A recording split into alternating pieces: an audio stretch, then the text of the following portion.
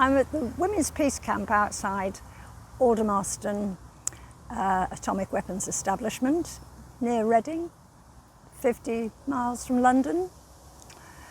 And it's the base where nuclear weapons, all the nuclear weapons for the UK are produced.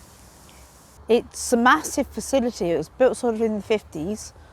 And at the beginning of 2000s, when Tony Blair promised at the international hearing that there was a new millennium and he was going to get rid of nukes, he was secretly planning the next stage of nukes. That was 25 years ago, and now the Labour government are doing exactly the same thing. The purpose of the Peace Camp is to keep raising awareness of the dangers and harms of UK nuclear weapons, of which one aspect only is the question of when we're told that they keep the peace and they protect us, then I want to ask the question, who are they protecting and whose peace are they keeping, given that you can't develop nuclear weapons without harming people?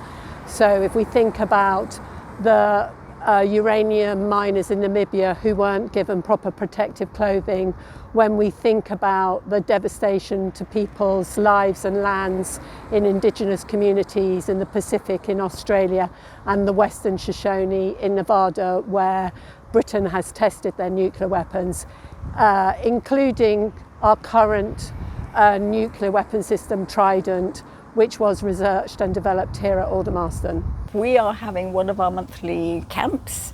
For once, it's a beautiful day and we come here whether it's good or not. We come here for a whole variety of reasons. In the past, it was much easier to take direct action against the base, within the base, outside the base, around the base, etc. The law has tightened up so much it's virtually impossible. We also had to win a court case in order to be allowed to camp on MOD land, even though it's outside the fence area. One of the reasons we won that case was because the MOD are a public landlord and therefore must take into issue public law issues such as the right to protest. We were also the only women's-only peace camp in England. We are at the AWE, the Aldermaston Weapons Establishment, because they are making nuclear weapons, which are illegal under international law, humanitarian law, any sense, economic law, and morality. They're talking about making tactical nuclear weapons which will be smaller and easier to use, but actually they'll still be as big as Hiroshima and Nagasaki. So it's a load of rubbish.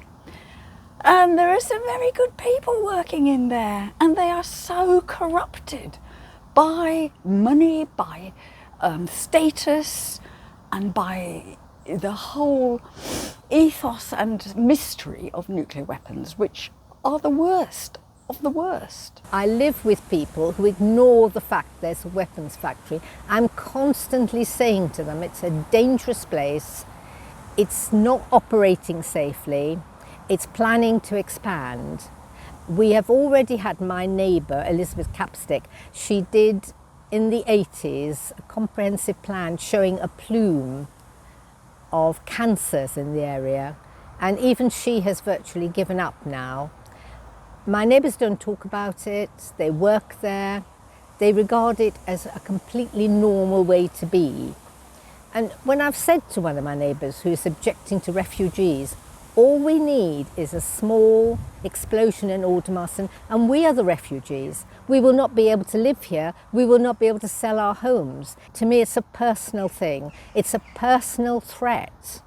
And all the time Aldermaston continues to expand, continues to get our best scientists, our best workers. The nuclear threat has got worse, actually, because you have the countries now bristling and concerned about not having nuclear weapons, and some people might even start thinking, well, we should have them for deterrence. That's the big worry. But in fact, nuclear weapons are draining the resources for so many countries, and it's lack of resources that cause wars and poverty. And really, until we can actually grasp this nettle of nuclear weapons and get rid of them, we won't be able to go ahead and have countries which are flourishing enough and people happy and able. And I think this is a very grim development that's happened. So we've just had a strategic defence review by the government, and it's extremely disheartening that the focus is on pouring more money and increasing the percentage of the money available into manufacturing weapons and into the nuclear power industry, which is closely connected with the nuclear weapons sector.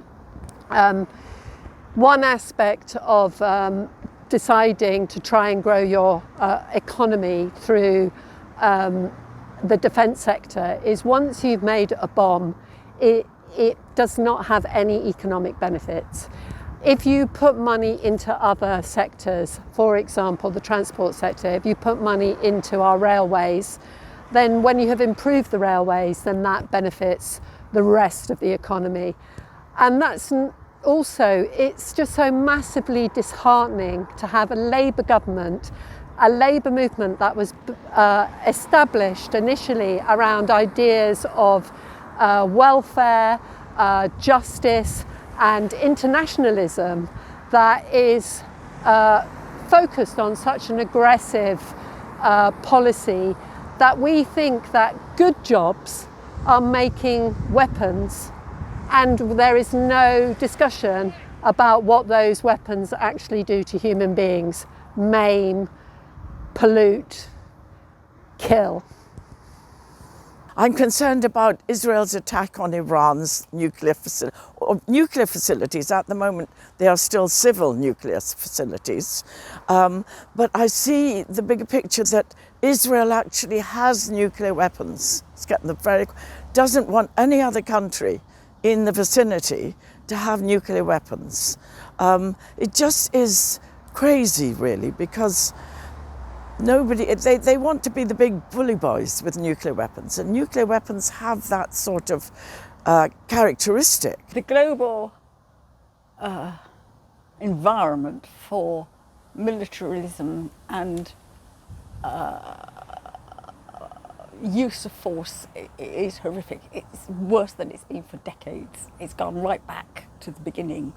There's nothing anywhere that seems to be saying that this is wrong. Over the last decade, it's as if we're going backwards, where instead of living in a world where there is some attempts at multilateral agreements to reduce the numbers of nuclear weapons, despite the fact that we have the Non-Proliferation Treaty and we've got the Prohibition of Nuclear Weapons Treaty that the majority of countries in the world have signed up to, but not the UK and not the USA and not France and other nuclear weapons states.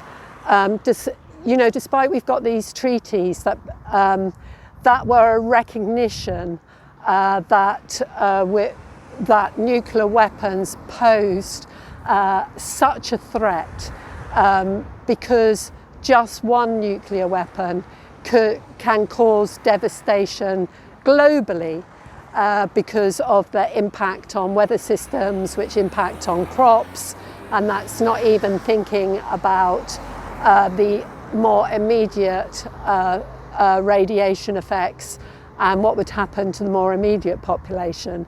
So it was recognised that nuclear weapons are such a huge threat that they should be working in multilateral forums to get rid of them. But no, now we live in a different world where we are going to increase our nuclear capability. The UK is currently building 4 new nuclear submarines to replace the 4 Trident submarines that we've got. We are looking at developing new warheads. Certainly members of the Western Shoshone are worried that it's going to result in nuclear testing again on their land. The transport of nuclear weapons that are manufactured here and actually are put together at a different base belonging to AWEs, that's AWE Burfield, about 15 miles away, something like that. And they're loaded onto specially designed warhead carriers, and they go in a convoy with police escort, special escorts, marine escorts, and obviously safety people as well.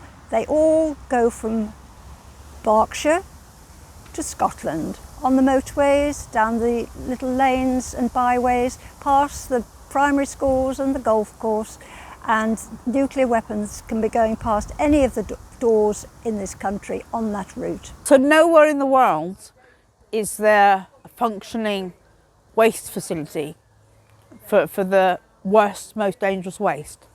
Finland is starting to build one, but there's still problems with the safety paperwork, but they're just going ahead anyway. My academic background is in the chemistry of leaks from a nuclear dump. And if you imagine, when they do the calculation, they say they do the calculation and the range in the numbers is between 1 and 100 million. And it's like saying to somebody, do you know where the post office is? And they say to you, it's somewhere between here and the restaurant at the end of the universe, which is true, but it is not useful information. And that is the quality of the information that you get from the nuclear industry. People often talk about splitting the atom, and isn't that great? But that's only half the picture, because so some of the uranium breaks apart like that, and that's splitting the atom, but some of the uranium gets fatter, and that is plutonium. And that is the sole reason we have nuclear power, because we want the plutonium for the weapons, and we want the infrastructure and the technicians to enable the development of the warheads.